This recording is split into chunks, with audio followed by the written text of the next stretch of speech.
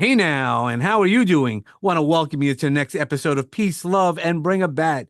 Today, we're going to be really educated today, as we always are during every episode. My new friend, Eva. Eva, I'd love you to introduce yourself. How are you doing today first? I'm doing fantastic. Enjoying the weather in Los Angeles. Yeah, I can imagine. I heard the rains have stopped for a little while. And last night I was talking to my friend in Los Angeles in Heights, and he Yeah. goes, his garden has really blossomed. She had a lot of rain earlier in the year. And then now he's things that are normally like an inch just at the starting of the growing. He goes, he has full Brussels sprouts and all these other amazing vegetables that he takes care of. So it's just a great time to be in LA. For once. Yeah. Yes. Yeah.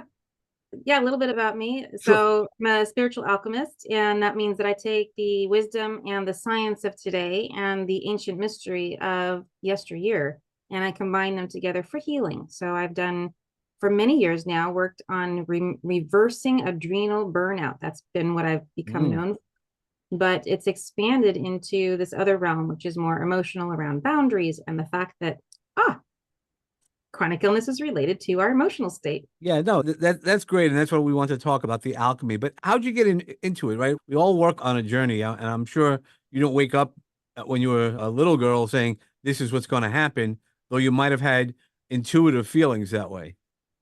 Yeah, I remember as a child just having a lot of interests, a lot of different interests and things, but I've always wanted to help people. So if somebody had a cut or a scrape, it's like I was the one getting out the band-aids. Mm. But as I aged, you grow into the what does society need me to be in order to live in the world? And I didn't have a purpose that was already defined or a passion necessarily other than to help people. It wasn't until much later that I received that spiritual tap on the shoulder that brought me to the road where I'm at now.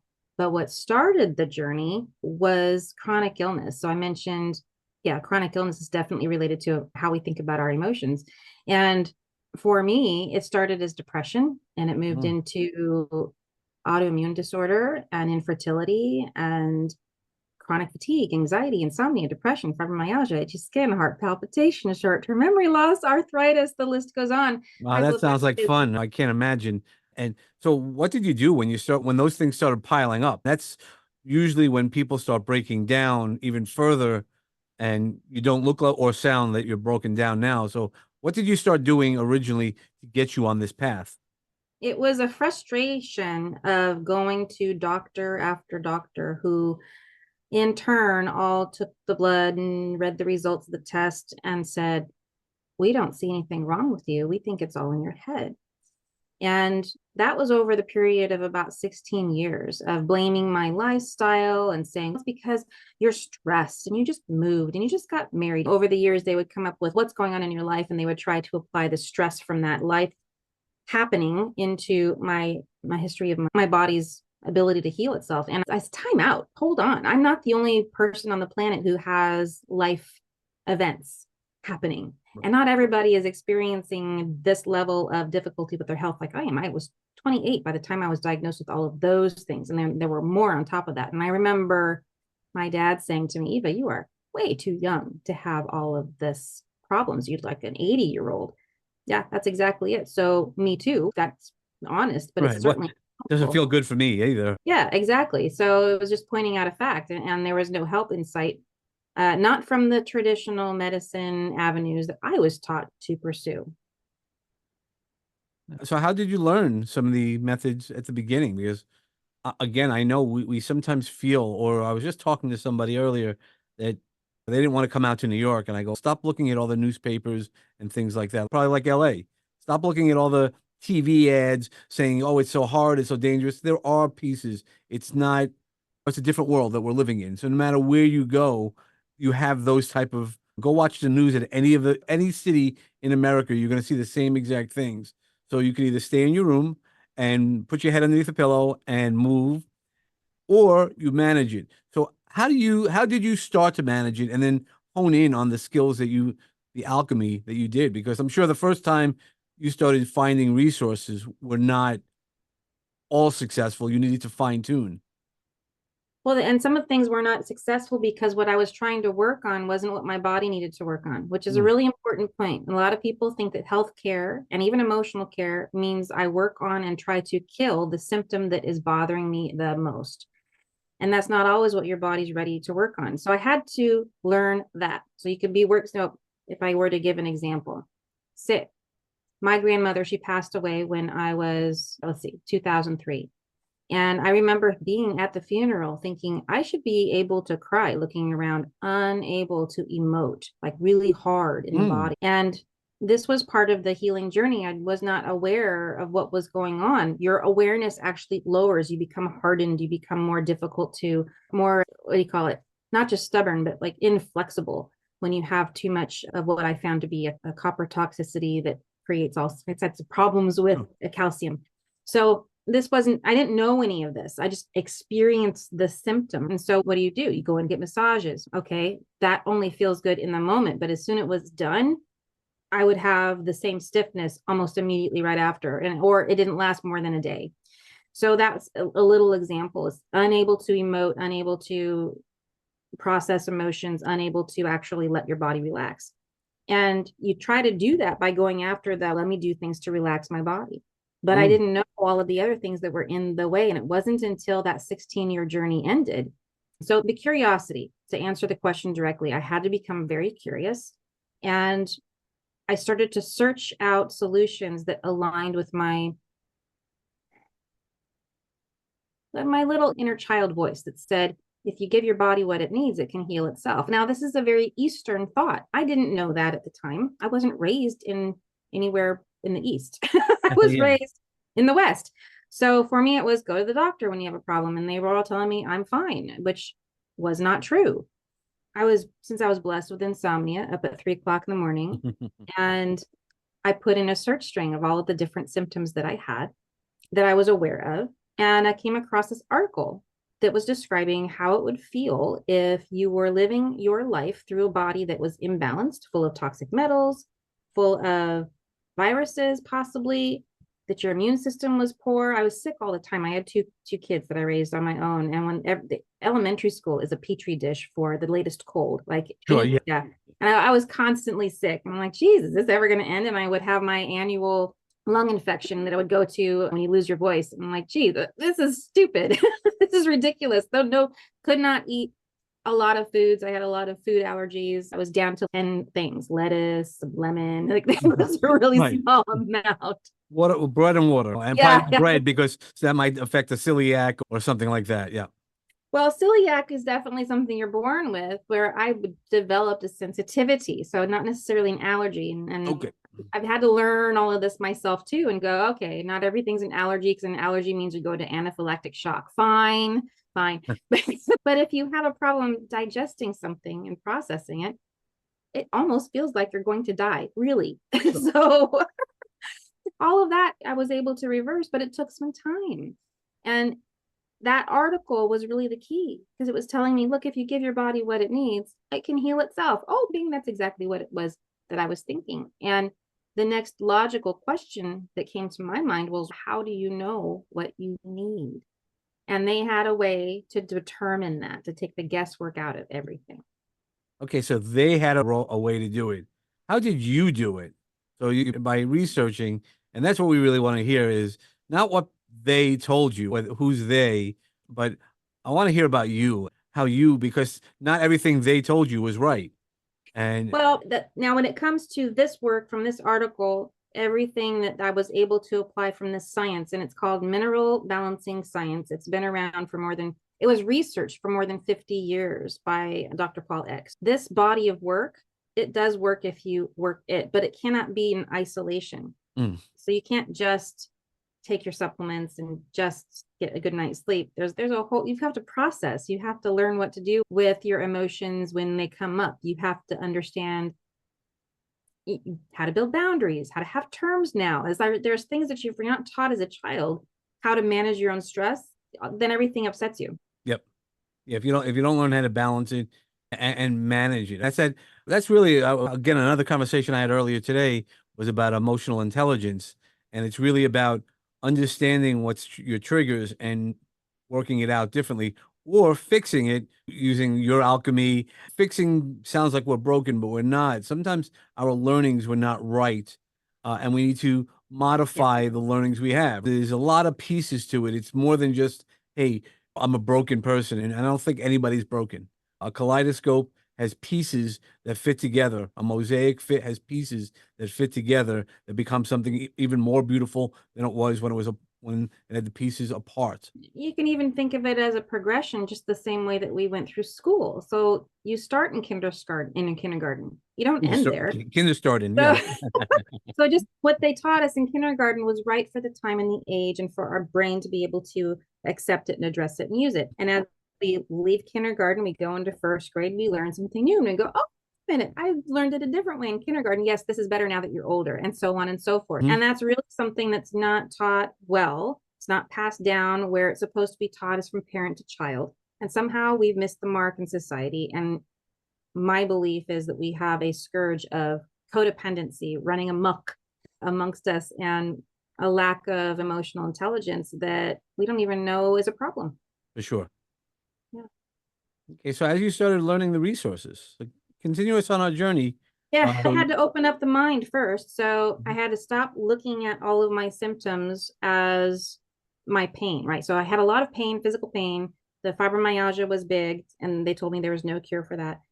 And getting onto something that balances my minerals and got rid of the toxic metals that was causing the fibromyalgia and the itchy skin and the heart palpitations and all of these other things, hypothyroidism, all of this issue that was making me focus on my physical body and making me unable to work and unable to take care of my children very well, had to be little by little healed. So this work, I realized the difference between doing mineral balancing work versus the latest fad diet or this trendy supplement that somebody said I should take now because it's new on the market. Like, this work worked 100% to resolve the issue. It didn't work halfway. It didn't stop working if I stopped working. It solved the problems as I went along. And that list of 30 different symptoms dwindled down over the years. And it's, you spend your life building up these problems, you're not going to get over them overnight. So that healing, I spoke of my grandmother, the very first healing reaction I had was 2 weeks after I started this work, giving my body the minerals that needed. And very interestingly, I had a healing of grief. My body had been holding on to that grief, and it was causing so much stress response that I could not relax. And that buildup, and that's not the only thing that happened, that this is not in an isolation. It's a lifelong lived of a lot of stressful situations, like the doctors had mentioned, but they didn't help me. They wanted to dismiss it and go, your life is this way, so you're going to experience these Right. problems. They didn't have a solution. So the solution was to just give my body what it needed based on the mineral science.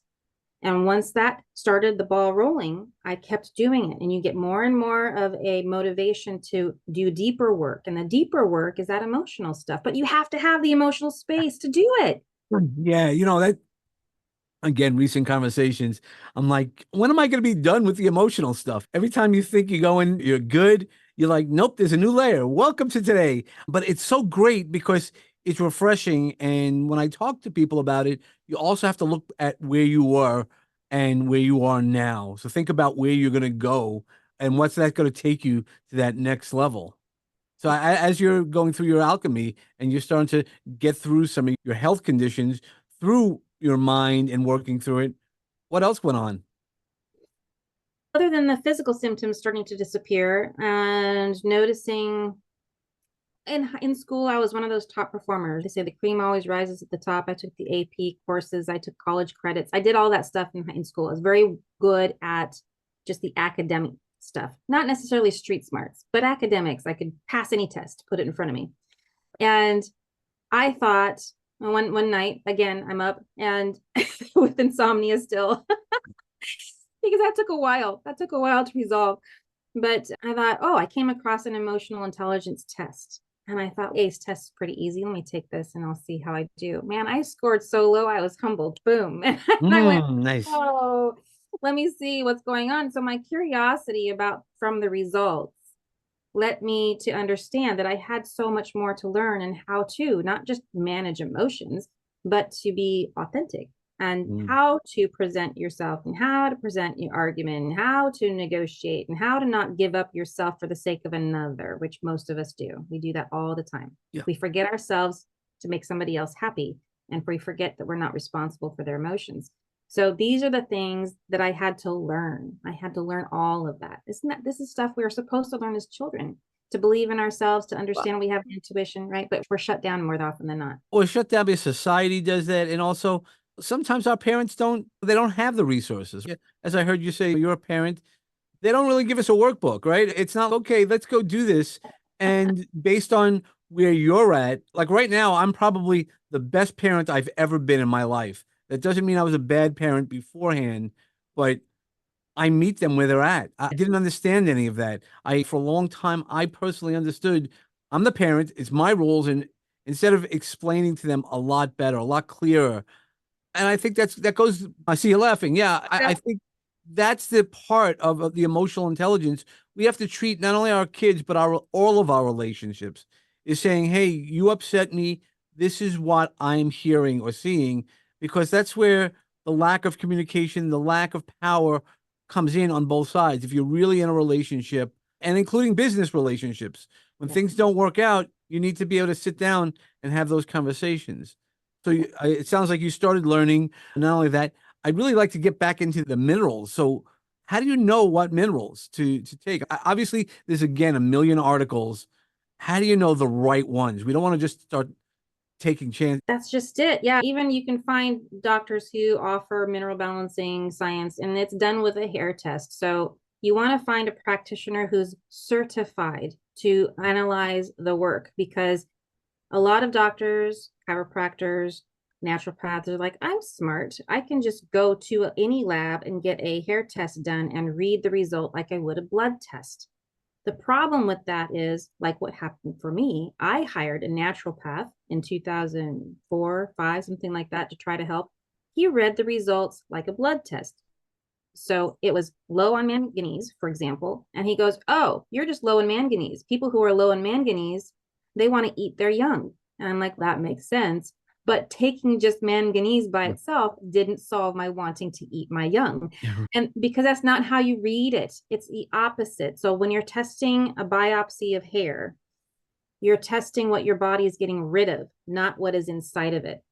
And that's something that a lot of Mm. very smart people who think they can analyze it on their own don't realize. That you need someone like me who's been trained in this. I've been doing this for 14 years and I'm still learning. So you want someone who has an ongoing database of experience with it, who can interpret it properly. So that's the big difference between just going and saying, I want to test. No, you don't. You want somebody who knows how to apply it to you. And that made the difference between getting worse, which I did with this one doctor, versus many years later. It was at least 6 years later when I finally found a certified practitioner, because I dismissed it. I said, well, hair analysis doesn't work. Sure. They did it wrong. If they do it right, then guess what? I'm a whole new me. You mentioned, like, I'm 50. I look better now than I did 20 years ago. Yeah, I wouldn't have thought you again, being able to see. I know some of the people will be able to see you, and some people will not. I would have figured much a smaller number, a lower number, Lower, yeah. a lower number. Yeah. So it really does matter the who you listen to when it comes to regards to this particular process. And it's where I start most of my clientele, because they'll come to me with complaints. And it's interesting, of course, emotional states and abusive relationships. And I'm also an advocate for battered women. So having that knowledge of how to coach someone around, are you safe? What's going on? What do we need to do? All of that I have. But in addition to that, there's spiritual aspects to take care of. If you have something going on in your mind that allows for shame, guilt, fear, more than likely you could have an attachment of some kind. Sure. And churches will call this a demonic possession. So I perform exorcisms at times. And sometimes people think, they go, oh, I think I have a demon in me. No, you just have a copper imbalance. So Yeah. it can feel like it. So it's good to have somebody who's aware of the entire spectrum of health that can guide you, as opposed to just staying in their little itty bitty lane. No, you want the whole deal. And you want somebody to sometimes observe, because one of my friends who's a pastor, he goes, so many people come up to me and they go, God is coming to me. I know it is. And they go, sometimes it's just indigestion, much like your chopper, and they go, just wait a little bit, have a drink, and then see, have some water, and then see if that feeling is still there.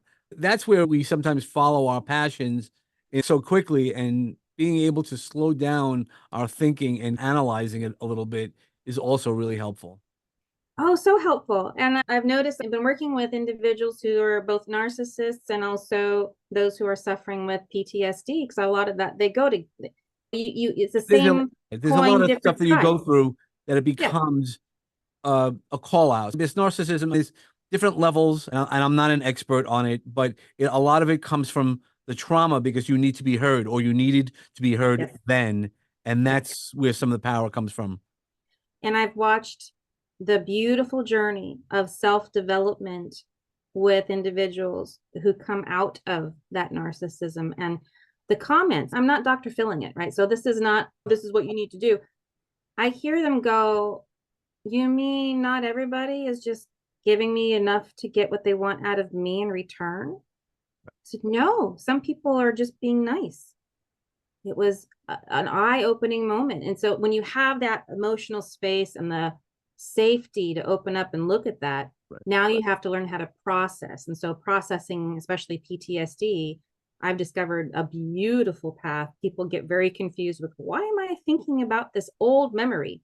Why am I? Because you're a different person now, and energetically, vibrationally, that memory doesn't fit with you. You've got to reprogram your Yeah, memory. sure. And so I teach them how to do that. And it's just an ongoing process of, like you said, it's always something. But once you learn the tool, then when you are faced with that thing again, just like your friend walking down the street, you recognize it and you go, I know what to do. I remember Eva told me. Yeah, no, and that's what it comes down to. Once we know our inner child, what's affecting us, we can then communicate it. And then that's part of the magic that I work with is, let's talk to that inner child. Let's see what the inner child really needs, because we know what we need in most cases. And again, there are definitely cases where you need different layers and different professionals and things like that. But for the most part, you can have a conversation knowing what you need and get that released from you, within you, and then that becomes the bigger change in life. Yeah, you become somebody different. And it's a little bit and a little bit. And I love the personal development and the spiritual journey, because we are coming closer and closer to the whole being that we are in reality, like the true eternal being that we are. And the closer that we are to that, the more this experience becomes richer. Yep, for sure. Yeah, once you put on the right glasses, you're able to see through the filters, and the colors become that much more richer. I would agree. And even your visions. That's why I just came out with a hat line called Trust the Vision, God's Plan. And you might not believe in God, people might not believe in God. That's okay. But it's still the vision that you have. And when you trust that vision, it is part of a larger plan, a Yes. universal plan, the plan, whatever you want to call it. And only you get to see it. But when you start removing some of those filters that might have not allowed you to see how beautiful things could be, that's where the magic comes in. Yeah, true magic. And this is part of when I get on stage to talk with audiences about their rights, roles, and responsibilities as a human being. They don't realize that they're the magic. The body is what allows them to be the magic. And that's why it's so important. If we lose touch with that, the ability to manifest, the ability to get in touch with our higher self, the ability to process our own emotions and discover, am I speaking to my own higher self, or am I speaking to some demonic thing that's trying to control me? It's like learning all of that discernment is important. You want to protect this human body Right. because that's what demons are after. So, anyways, it's all about being sovereign, in my little opinion. Sure, So, you got to know yourself. Because if you could know yourself as good, again, your inner child. That's why when I talk about Ho'oponopono, it's all that healing within ourselves. yeah, Because from ourselves, then we act differently. Years ago, that's exactly what I was told. Sometimes you need to be the change in a community, your house, right? It doesn't have to be. If you're the calm one, everybody then becomes calmer. They feed off your energy, and by your actions, by your emotional intelligence and working through the challenges and knowing how to manage, not manipulate, but manage the situation for yourself. You then Yeah. really guide people to manage it for themselves, and they learn their own resources as well. Mhm. They mirror those resources.